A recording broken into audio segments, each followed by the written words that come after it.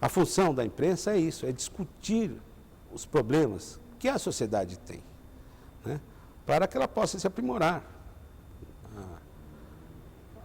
Quando você cerceia o debate, você cerceia a própria ideia de progresso, em todos os seus sentidos, né, seja social, econômico, político.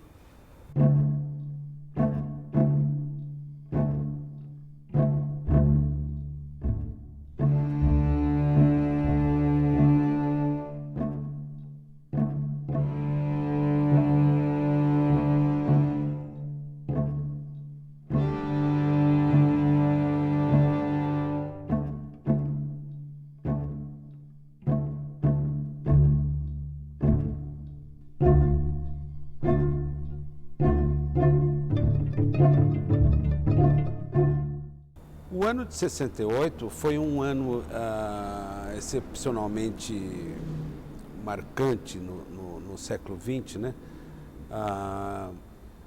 O fato é que diversas questões daquele mundo construído no pós-guerra vieram à tona no decorrer dos anos 60, não é? E principalmente havia um anseio generalizado na juventude da época em mudar as instituições, reivindicando uma sociedade mais aberta e mais democrática.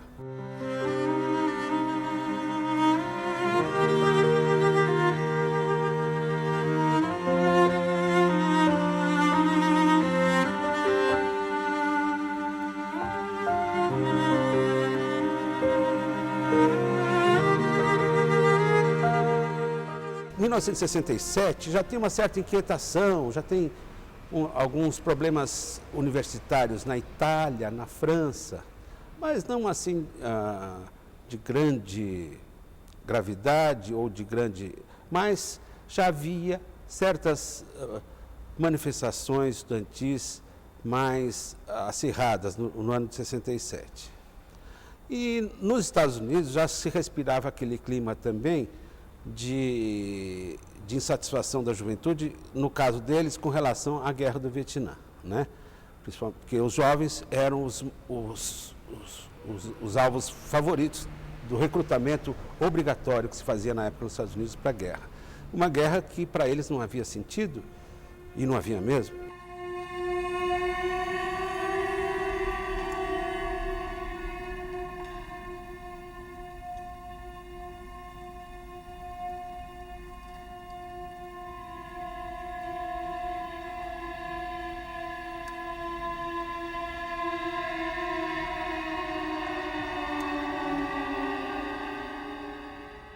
Agora, no Brasil, nós tínhamos nossos problemas específicos, né? Nós tínhamos uma ditadura militar, nós estávamos na periferia do sistema capitalista, num continente marcado por sucessão de ditaduras, né? Quer dizer, enfim, nosso quadro aqui era bem mais adverso do que um estudante europeu ou um estudante americano. O movimento estudantil aqui no Brasil também ganhou uma força incrível, né, no decorrer do ano, e com certos episódios dramáticos que fizeram que ele aumentasse a participação de outros jovens, né, porque, no caso, no Rio de Janeiro, foi a morte de um estudante, o Edson Luiz Lima Souto, numa manifestação que era reivindicatória de melhores condições do restaurante universitário, uma coisa totalmente banal, quer dizer, você reivindicar a melhor qualidade de um restaurante universitário, a polícia reprimiu violentamente e um estudante, que eu acho que, se não me engano, era menor de idade, tinha 17 anos, foi morto, né? Ele não era estudante universitário, era um estudante secundarista, que frequentava aquele restaurante universitário do centro da cidade, que havia no Rio de Janeiro. E o restaurante tinha condições péssimas de higiene, inclusive ele era num subterrâneo e por isso mesmo era apelidado de calabouço, né? Era um lugar assim, meio insalubre.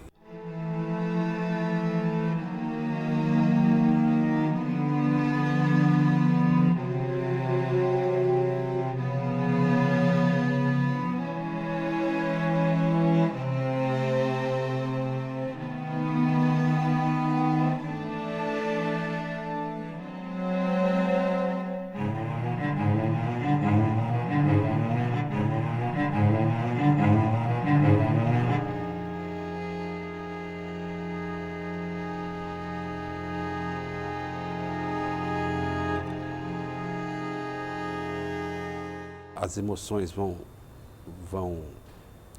ficando à flor da pele e também a repressão policial começa a aumentar.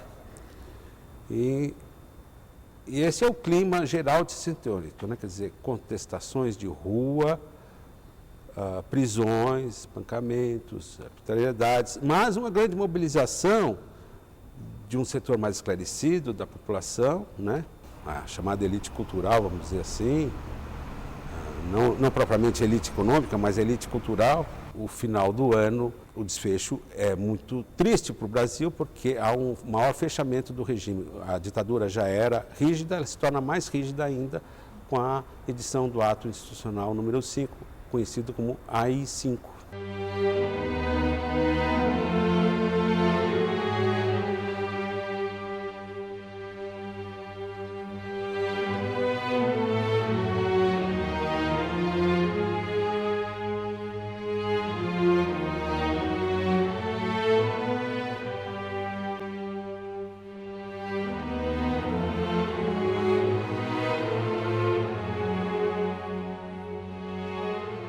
O AI-5 é a gota d'água de uma escalada de radicalização política, principalmente no segundo semestre de 68, né? A Universidade de Brasília já estava ocupada pelos estudantes em agosto. O Exército invadiu a Universidade de Brasília. As forças de repressão, não posso te garantir exatamente que tenha sido o Exército, mas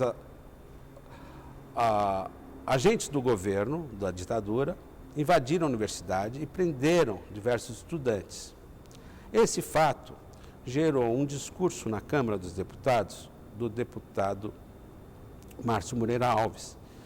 Criticou violentamente essa ação da ditadura e no final do seu discurso ele pedia que a população não comparecesse às comemorações do 7 de setembro, que estavam próximas, que haveriam aqueles desfiles militares de praxe, etc.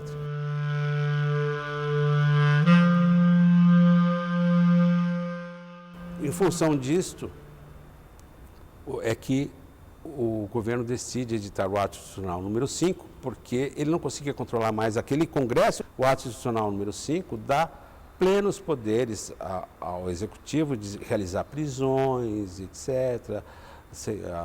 Não havia existência de habeas corpus, nada disso. Quer dizer, era a total ausência de mecanismos de defesa da cidadania, né? E a radicalização mesmo grande do regime a partir de 13 de dezembro de 68, né? Que é o dia que é editado o ato número 5. E o ato institucional número 5 vai durar 10 anos. Ele só será revogado em 1978. É o período mais obscuro da ditadura, é esse período.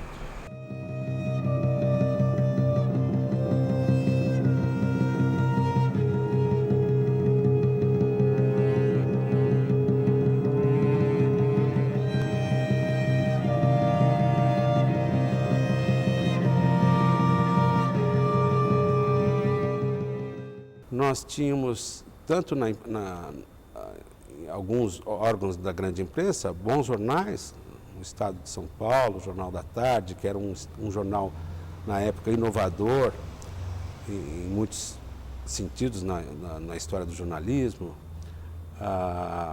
foi um marco, né, na evolução de um jornalismo moderno, o Jornal da Tarde. No Rio de Janeiro havia o Jornal do Brasil, que era um jornal, na época, de grande qualidade também, editorial. Nós tínhamos também a chamada imprensa alternativa, que também de ótima qualidade. O Pasquim, o jornal Opinião. Houve também uma revista chamada Argumento, que também, enfim, havia publicações de alto nível e que se propunham a ser críticas em relação aos caminhos que a sociedade tomava. E, naquela época, ser crítico significava ser contrário ao regime.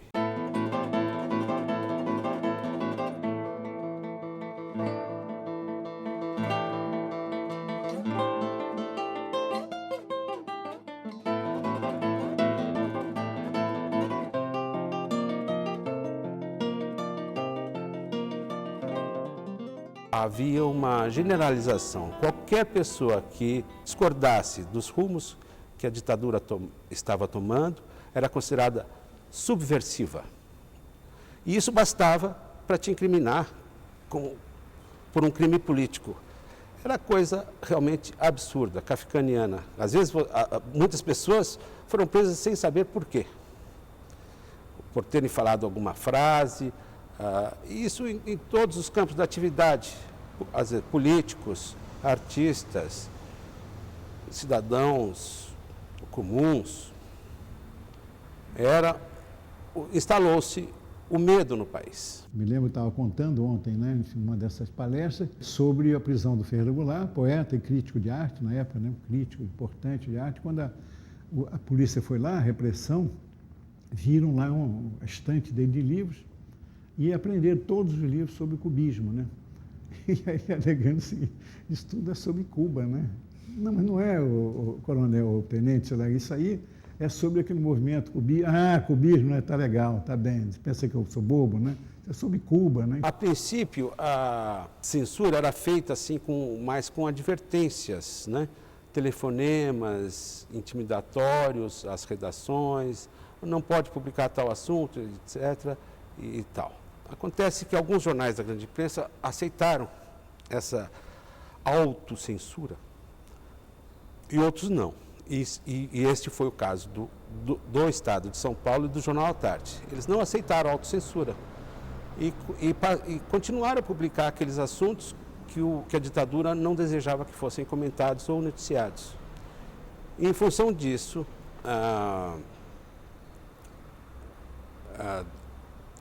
em dezembro de 68, logo que é editado o ato institucional número 5, que é quando o regime se torna ainda mais autoritário e mais fechado, a edição do Estado de São Paulo, que noticiava o fato, foi apreendida nas bancas. A edição do dia 13 de dezembro de 68, ela foi apreendida antes que o ato 5 tivesse sido promulgado.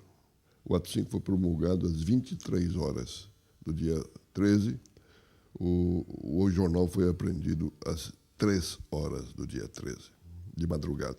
À noite do dia 12, fechava o jornal, havia uma crise em todo o país, guarnições militares praticamente sublevadas.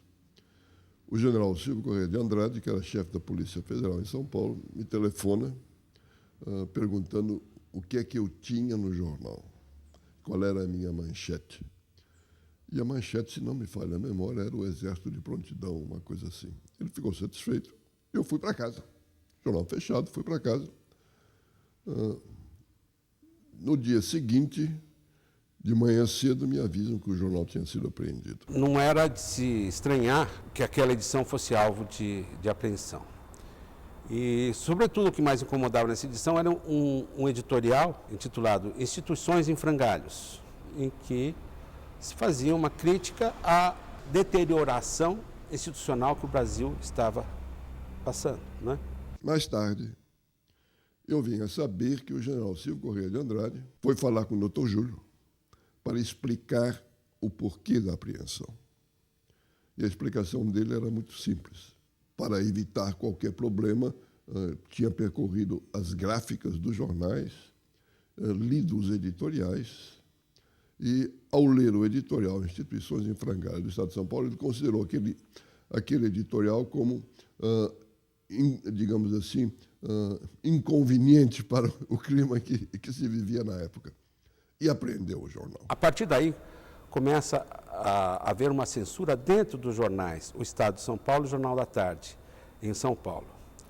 No Rio de Janeiro, outro órgão da grande imprensa que resistiu foi a Tribuna da Imprensa, que também passou a ter censores dentro da redação. Doutor Júlio, creio que também Júlio Neto, Rui e Carlão, que eram os filhos, foram até o Palácio do Governo falar com o Sodré, que era o governador de São Paulo, dizendo que não aceitariam uma situação daquela, que se era para apreender o jornal ou fazer censura, que designassem censores para o jornal.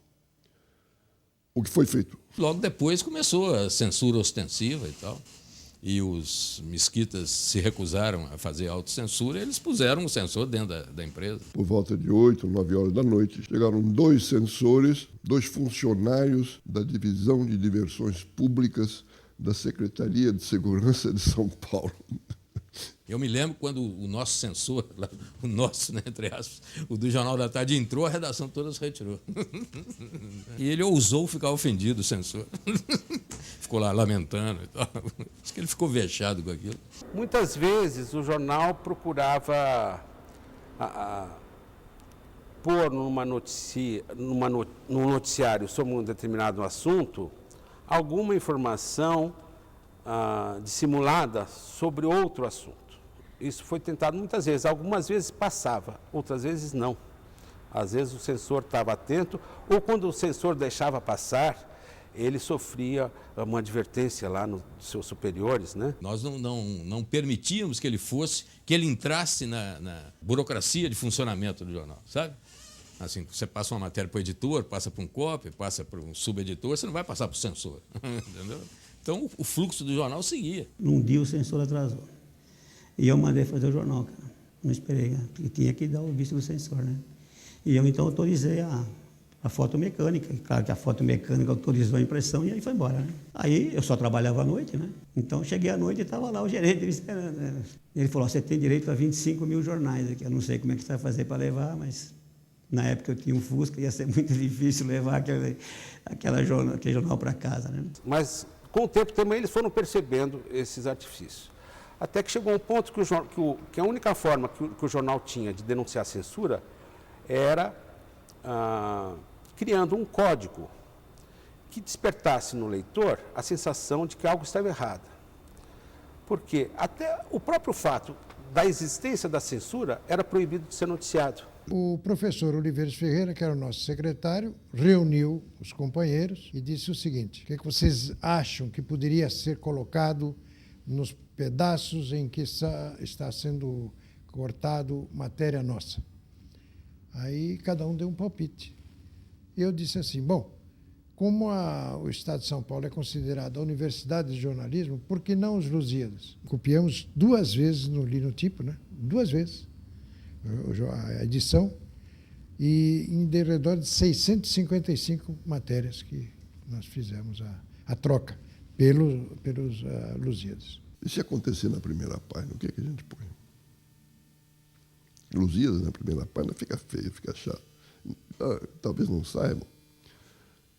E aí fabricamos cartas. Nós mesmos fabricamos cartas muito divertidas. 1 ou 2 delas falavam da beleza das flores, que São Paulo precisava ter flores e coisas e tal. Para nossa surpresa, uma comissão de senhoras vai ao prefeito Faria Lima e diz que o prefeito devia seguir as cartas dos leitores do Estado, estavam dizendo que São Paulo devia ter flores. E logo o leitor entendeu isso, que criou-se um código de publicar naquela matéria proibida algo fora dos padrões do jornal, que o leitor habituado a ler notasse que alguma normalidade estava ocorrendo. O Jornal da Tarde já vinha com cara de Jornal da Tarde, um humor, né?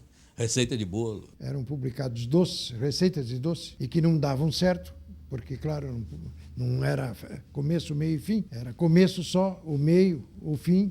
De vez em quando tinha gente ligando e falando, olha, eu experimentei aqui fazer esse bolo, ficou muito ruim. Então, eu recebi um telefonema assim, de uma senhora meio brava. Por exemplo, a renúncia do ministro Cirne Lima, que era o ministro da Agricultura, que divergiu na época do ministro da Fazenda, que era o Delfim Neto, e a partir dessa disputa política entre Delfim e Cirne Lima, o presidente Médici acaba por favorecer a posição do Delfim Neto. E com isso, o ministro Cirne Lima pede demissão. O noticiário sobre a demissão do Cirne Lima, o Estado de São Paulo e o Jornal Tarde não puderam dar, ou seja, a demissão de um ministro. Eles foram impedidos de noticiar, quando todo o resto da imprensa foi permitido publicar. O caso mais absurdo, a meu ver, que foi a proibição de divulgação da ocorrência de uma epidemia em São Paulo. Quer dizer, naquela época nós estávamos com uma epidemia de meningite, em que era importante que os jornais advertissem a população sobre a ocorrência do problema e que alertasse sobre as precauções a serem tomadas, o governo entendeu que aquilo afetava a imagem da ilha de paz e tranquilidade, que é como eles se auto-intitulavam, e o jornal foi proibido de noticiar a ocorrência da epidemia, com sérios prejuízos para a população que não pôde se precaver da melhor forma contra ela, né? Isso, para mim, foi o mais absurdo cerceamento da liberdade de imprensa ocorrido no Brasil, foi esse fato. Para mim, é o fato mais grave, dentre muitos outros de grande gravidade. Eu frequentei a Universidade de São Paulo de 73 a 78. E os primeiros anos foram muito difíceis. O clima era muito tenso mesmo, né? Em 74, só por ter participado de uma assembleia que discutia a constituição da Comissão de Defesa dos Direitos Humanos, eu fui intimado pelo DOPS a comparecer ao DOPS, passei um dia todo lá, das 9 da manhã às 9 da noite, sem saber se ia para casa ou não, para no final da noite, o próprio secretário de Segurança advertir a mim e a mais 10 colegas da USP que ele era secretário de Segurança. Ele se despediu da gente dizendo: vou liberar vocês, mas eu quero deixar claro que eu não sou responsável pela vida de vocês. Ele era o secretário da Segurança. Se ele me diz isso, o que eu fiz? Eu peguei e saí do país. Eu fiquei 5 meses fora.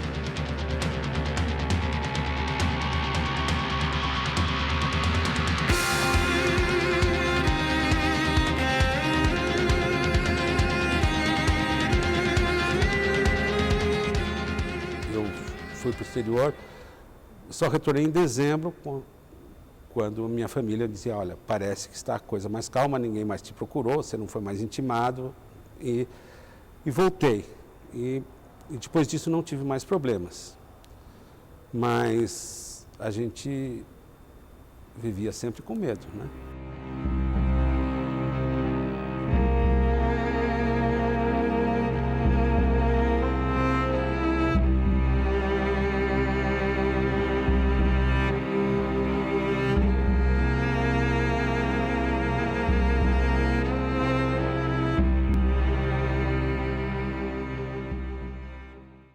A grande ameaça à liberdade de imprensa no Brasil, hoje, infelizmente, tem partido do Poder Judiciário, em decisões de primeiras instâncias, em que o exercício de livre informar tem sido impedido por liminares e ações desse tipo, mas que eu saiba, até agora, não passaram de julgamentos de primeira instância, que quando chega numa instância superior, esses casos têm sido revertidos.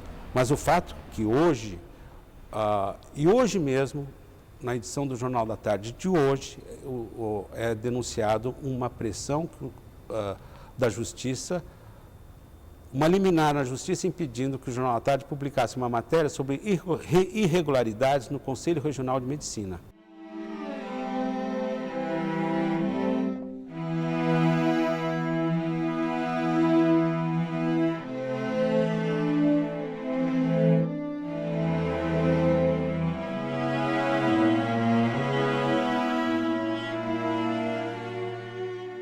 O Brasil hoje é uma sociedade muito mais plural, tolerante, democrática, apesar desses problemas que eu acabei de citar, de distorções do judiciário, etc.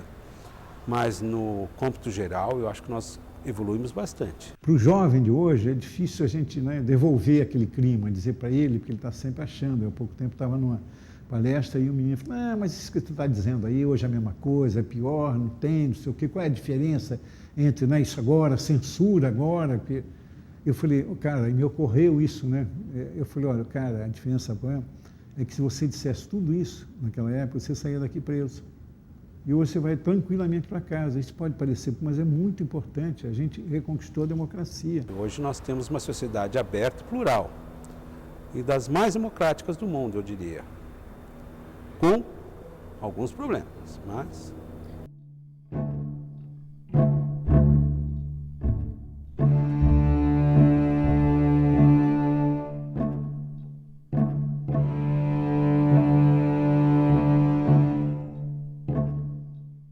Seja fiel à sua consciência, eu diria isso, seja fiel à sua consciência.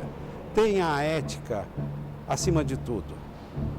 Que o jornalismo tem que ser, acima de tudo, ético. Eu diria isso a qualquer estudante de jornalismo ou a qualquer foca. Seja fiel a si mesmo, seja fiel à ética, seja fiel à sua consciência.